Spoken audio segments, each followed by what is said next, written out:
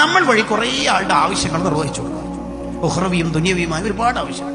ഉദാഹരണം പറഞ്ഞാല് ബസ് സ്റ്റോപ്പിൽ കാത്തിരിക്കുന്ന ഒരു പാവം മനുഷ്യൻ, എവിടത്തേക്കാ, അങ്ങോട്ടേക്കാ, ബസ് അപ്പുറാണല്ലോ, ഞാൻ കൈപിടിക്കാം എന്ന് പറഞ്ഞൊരു 3 സ്റ്റെപ്പ്, അത് മതിയാവും. ആഖിറത്തിൽ കഴിച്ചിലാവാൻ അതൊക്കെ മതിയാവും. നീ ചെയ്യുന്ന അമല്, അതുകൊണ്ടാണ് അള്ളാഹു അക്സറു അമലാന്നല്ല, അല്ലദീ ഖലഖൽ മൗത വൽ ഹയാത ലിയബ്ലുവക്കും അയ്യുക്കും, അക്സറു അമലല്ല, അഹ്സനു അമല, മനസ്സറിഞ്ഞിട്ട് ചെയ്ത അഹ്സനു അമല. ഒരാളുടെ നന്മ തിന്മ തൂക്കി അയാളുടെ നന്മ കുറവ് തിന്മ അധികം, അയാൾ പരാജയപ്പെട്ടു എന്ന് ഷുവർ ഉറപ്പിച്ച് നിൽക്കുമ്പോഴാണ് തുണിസഞ്ചിയിൽ കുറച്ച് മണ്ണ് വന്നിട്ട് നന്മന്റെ തട്ടിൽ വീഴുന്നത്. അപ്പോഴതാ റിസൾട്ട് മാറി, കത് ഫാസ ഫുലാൻ പിന്നെ ഫുലാൻ, ഇയാൾ വിജയിച്ചിട്ടുണ്ടെന്ന് അനൗൺസ്മെന്റ് വന്നു. ഇയാൾക്ക് ഭയങ്കര സന്തോഷമായി. അയാളെ നോക്കി, ഇതെന്താ സാധനം ഈ മണ്ണ്? നോക്കുമ്പോൾ മൂപ്പര് ഒരു മുഅ്മിനെ ഖബറടക്കുമ്പോൾ മിൻഹാ ഖലഖനാക്കും നട്ട് ഇട്ട മണ്ണാണ്. അതാണ് അയാളെ കഴിച്ചിലാക്കിയത്.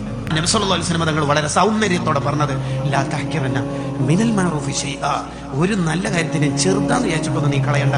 നിന്റെ കയ്യിൽ ബക്കറ്റിലിടാൻ 10 ഉള്ളൂ എങ്കിൽ അത് ഇട്ടോടാ, മതി.